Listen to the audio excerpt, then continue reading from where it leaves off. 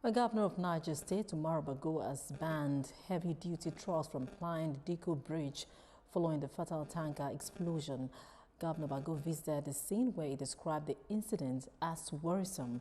He also instructed the sector commander of the Federal Road Safety Corps to establish a detachment in the area to ensure compliance. The 73 persons killed in the incident have been buried.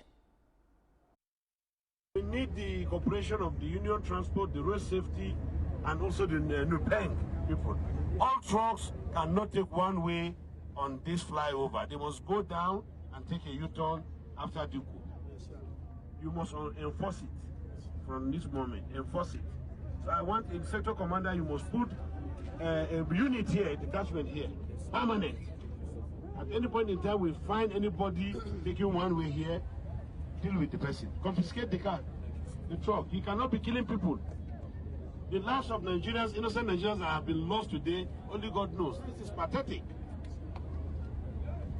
We are even lucky he didn't extend to these villages here because of the recklessness of drivers.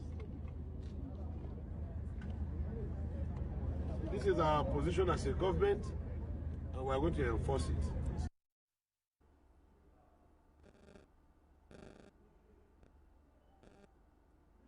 And still on Saturday, tanker explosion in Niger State, the Nigerian Governors Forum is seeking stricter enforcement of safety measures across the country, particularly in the transportation and handling of combustible materials. Chairman of the NGF and Governor of Kwara State, Abdurrahman Abdulrazak, says this incident is a reminder of the urgent need to enhance our regulatory frameworks to prevent such occurrences in the future. The NGF commiserated with the government, people and families affected by the explosion. The governors also commended the swift response of emergency services, first responders and security agencies in managing the aftermath of the disaster.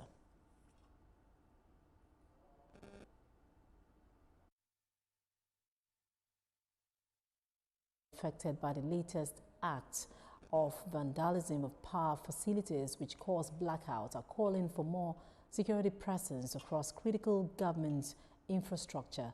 The Electricity Protection Advocacy Center is also seeking a presidential commission of inquiry to halt persistent acts of vandalism, national asset. The report. Theft and vandalism of transformers as well as power line cables are twin problems facing the nation's electricity sector. In recent times, these acts have become a recurring incident, leading to power outages and loss of revenues to businesses which rely on electricity. The latest vandalism has thrown many parts of the nation's capital into darkness. The Transmission Company of Nigeria, TCN, confirms the incident. Its 132 kV transmission line and underground cables which take power to central area and environs were vandalized. Residents of Meitama, Wuse, Jabi, Life Camp, Asokoro, Utako and Mabushi are without power supply. TVC News went around the affected areas to feel the pulse of the people. Here in Papi, adjacent the Hybro Meitama, business owners like David Abaniwo are mostly affected. His business relies heavily on electricity, but it is now grounded because his generating set as an alternative to public electricity is faulty. His workers now take some sit idle and even have enough time to nap. He tells me the losses are unquantifiable. When we recharge meter for like maybe 10,000, it will take us like 2 weeks. But with everyday spending of 20,000 naira, then we're not enjoying it. We're not gaining anything. And we have stuff to pay. Other petty traders want an end to perennial vandalism of government assets. Let there be security in everywhere, in all the areas. Let there be a tight security so that all these things will stop, because by cutting the cables is not properly at all. At Life Camp, homeowners and other residents want the authorities to put more security measures in place to safeguard government facilities. I had to dry my meats under the sun, roast it and dry it, and all the other food items. You know, things are going bad, and the high cost of fuel it's not funny. This thing has been spoiling things from fridge. You cannot be able to pump water. Even to charge phone safe, it's so hard. The lack of these lights may contribute a lot to spoil all these perishable items in the fridge. It must really affect us. Prince Will Okori has vast knowledge of Nigeria's power sector. Mr. Okori blames the recurring acts of vandalism and theft of public assets on the government. He says these criminal acts have become one too many, which should be nipped in the bud. He calls for more citizens' engagement to halt the increasing spate of theft and vandalism. Who is monitoring the transmission lines? Do the substations at the states, do they have vehicles to monitor the transmission lines?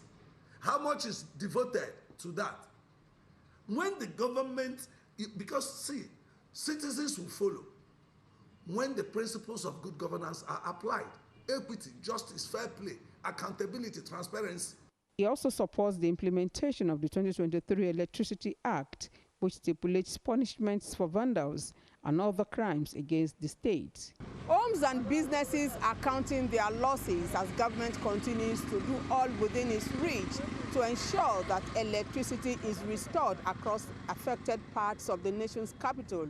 But more importantly, citizens are calling for an end to perennial vandalism of government assets. Jokeyatsa, TVC News, Abuja. Residents of Arepo community in Obafemi Owode local government area of Ogun State have expressed worry over the recent kidnap of the wife of the retired Assistant Inspector General of Police, Hakeem Odumosu, in the area. They want the government to improve security arrangements in the community. Senior reporter Kazim Olowe report. Arepo is one of the Ogun State communities sitting very close to Lagos. The community is along the Lagos-Ibadan Expressway under the Obafemi Owode local government area. Arepo has huge presence of people working in Lagos but living in Ogun State. It also owns the popular Journalist Estate Phase 1 and 2, Orange Estate, Great Eid Estate, among others.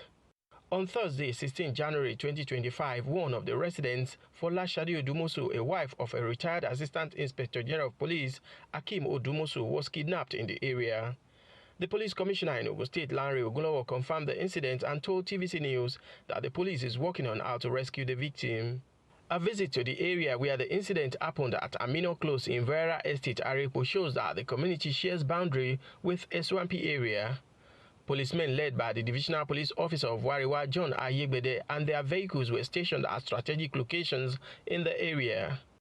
One of the residents said the victim was attacked at the entrance of her compound and that the kidnappers tried to break into her car before she opened the doors and they took her away. I'm right here at the spot where the incident happened. This is where the victim was kidnapped. The suspected kidnappers launched attack on her while she was trying to enter into her residence. This is her apartment, and you can see the presence of the policemen. Of course, they are here, they've been here trying to get details of what happened and find a way of rescuing the victim. This is the vehicle she went out with, and on her way back, they attacked her at this spot, and of course, they tried to break the glass, but unfortunately, they succeeded in getting her out of the vehicle before they took her away. And taking her away, they passed through this side.